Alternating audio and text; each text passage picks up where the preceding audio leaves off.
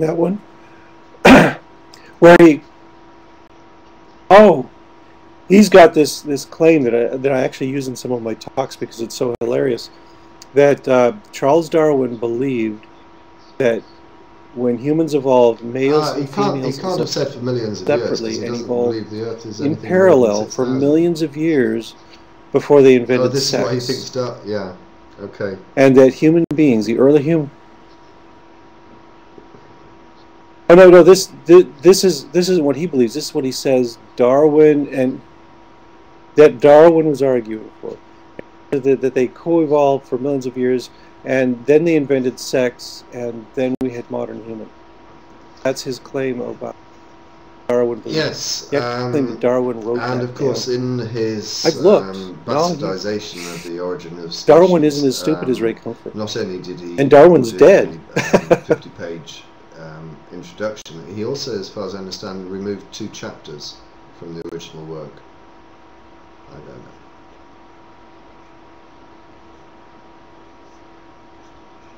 Okay.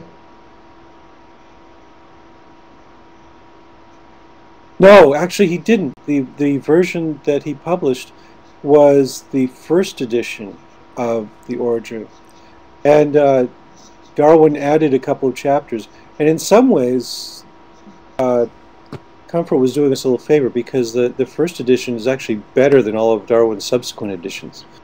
The subsequent editions, Darwin is actually trying to deal with many of the criticisms of his theory, and he throws in some ideas that weren't particularly well formed, and they're a little awkward now to explain. But the first edition is very clean, very straightforward and logical. Should have resisted the temptation to go back and adjust it. Room 3.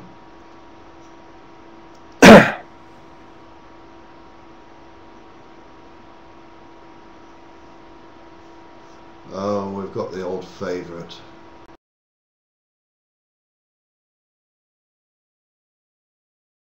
Exists, or at most say there is no solid evidence to support God. We cannot disprove God, because for a couple of reasons. One is that the major one is that God is so badly defined, so unscientifically described, that there's nothing to test. God is this eternally receding idea that people formulate in the vaguest possible ways so that it can dodge any possible skeptical address. So no, you can't disprove it. You can disprove specifics. You know, if they're very specific about something, then you can sit down and say, well, that's obviously wrong, and here's why. Oh, I'm sorry. I have to say thank you very much. Make your bedrock. If you wish to waste your time praying for me, then do so. I don't know what you're actually going to pray for, but I recommend that you spend your time more productively. Yes, praying does us no good at all. We're going to hell anyway. Oh, you're going to pray for my soul? Well, if you define what a soul is, then you might have a more sympathetic. This has been asked twice. What interstellar integration?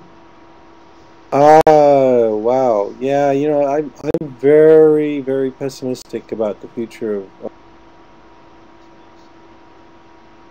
I don't think it will happen. If it does happen, it will require such modification of humanity that it will be a speciation event.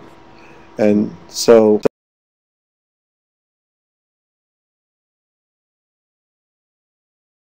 something altogether different, and can't predict what they will be. Oh, someone make your bedrock, please. Oh yeah, he's asking stupid questions now. If evolution is true, then why are there still monkeys? That's okay. That's an idiot. There's no point. Yeah. But can I just take your view on this?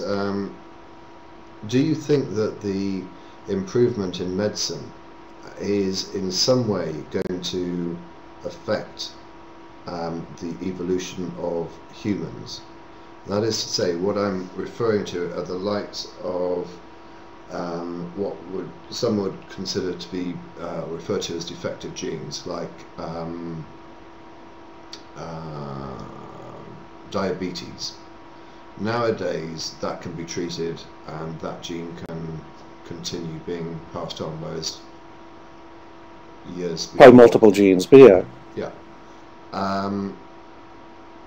Is modern medicine going to restrict evolution? Is it going to have an effect on it, in your view, or do you think that we are all doomed that by the time it may have an effect, we won't be around to see it?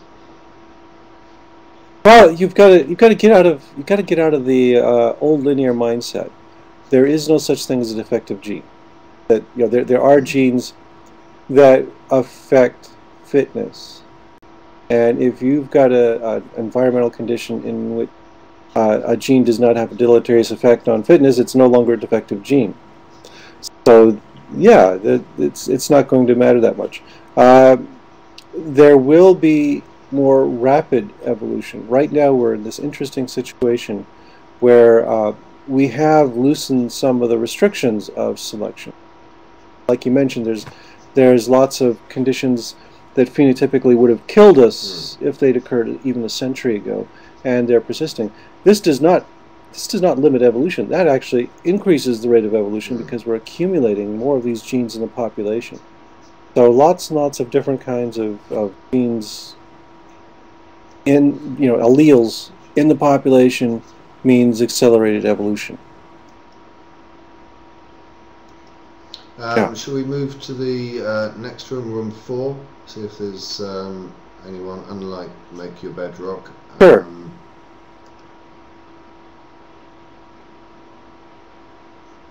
There we go. I'm in room 4. Hello, everybody. Oh, somebody asked how atheists should handle the burn Koran stuff, and I think you should burn the Koran.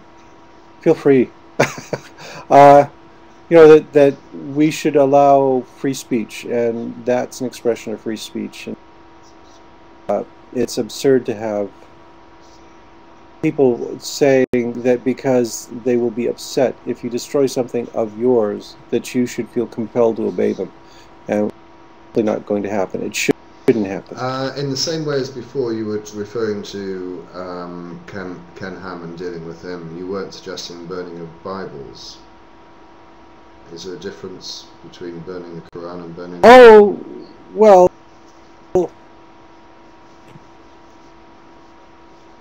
I would be happy to burn a Bible. I have no problem with burning Probably pour off a lot of the alcohol. There's so many of them.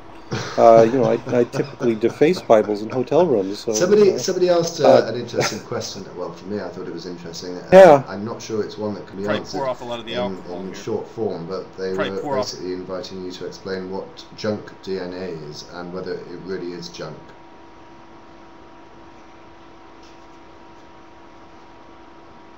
Okay, it really is junk, first of all. There's no getting around of it.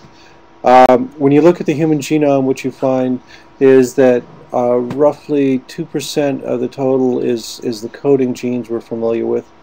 Things like a gene for fibronectin or something, or an enzyme or a structural protein. And roughly 3% is regulatory. It's regions of the genome that are responsible for controlling expression in particular cell types of the DNA. The rest of it, junk. It doesn't do anything. That when you poke around in the genome, what you find, for instance, you find lots of areas where you find pseudogenes. These are formerly functioning genes that have acquired mutations that totally destroy their function. Nonsense mutations in them, frame sense mutations, all kinds of things. You can see that. You can see this is a useless sort of old gene. So we know that there's these relics of our history floating around there. A large part of the extra junk is things like lines and signs, which are this highly repetitive DNA, where all it is, for instance, a line is it's a sequence that codes for a protein, but that protein is a enzyme that copies RNA into the DNA. It's not something we use. It's something that viruses use to replicate themselves. And what they do is they madly copy themselves over and over and over again into the DNA, increasing all this garbage that's there. So yeah, most of it does nothing. You can delete it. You can mutate it. We see it freely mutating at a fairly rapid rate relative to regulatory and coding DNA. So we're pretty confident that it's. You'll sometimes find people who jump all over, a discovery of function for something that's non-coding. And that's no big deal. Like I said, there's more regulatory DNA than coding DNA. So we know that there's little pieces here and there that control the expression of other genes. And so when people describe this, it's part of the normal course of science. We find just this all before the we time. deal with the last It does not imply that all the other junk is the there number for. of viewers has increased. If you're not aware, this is a excuse me, a 24-hour charity blog for MSF Doctors Without Borders. All donations are happily received. If you go to the banner at the top of this page, you'll see a number of links. One is donate by a credit card. That will take you to excuse me, a first giving page, which will mean that money ends up in Doctors Without Border in the US. The link underneath, donate via PayPal, will take you to the Just Giving page. That money will end up in the hands of MSF UK. But if you cannot donate by credit card, then the only one you can donate to is the second one, which is donate via PayPal, as listed there. And if you are in the United Kingdom, please use the second link, because the government adds to your donation by about 20%. So if you're in the UK, please use that link. Sorry, I just had to give a bit of a shout out for the charity.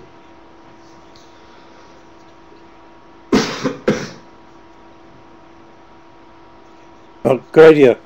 Yes, let's do what we can for Doctors Without Borders. It's a good group. Okay, another question I saw fly by was about Sam Harris's book, and I haven't finished it yet. He's got a new book coming out about morality, where he argues that there is an objective morality that can be derived scientifically. Have And you heard he's done a number of I'm kind of busy with other lectures things on right now, that and topic. once I Have you finish heard them? my book, then I will Were you persuaded by them? take a serious look at it. No, I wasn't. Yeah, and I've heard them, and no, I wasn't. Yeah. In my view, he seemed to be doing no more than arguing that Hume addressed this so consensus long proved ago, and objectivity. I didn't really see it going I much don't further know. than that.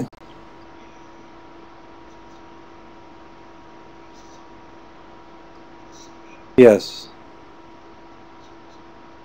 Yeah, and he's also building it on the basis of an assumption that what we want to do is maximize human happiness. I could think of many situations that are relevant to evolutionary theory. Or no, you don't want to maximize happiness. You want to maximize reproduction. You want to maximize, survivability at the expense of longevity. Fecundity. And there's lots of things that go on in evolutionary theory that sort of go against what he's saying. So he hasn't convinced me that he has established the truth of his premise. But that I think once you accept his premise, once you say, yeah, there's a way to maximize human happiness, then he's right that science is the way to do it.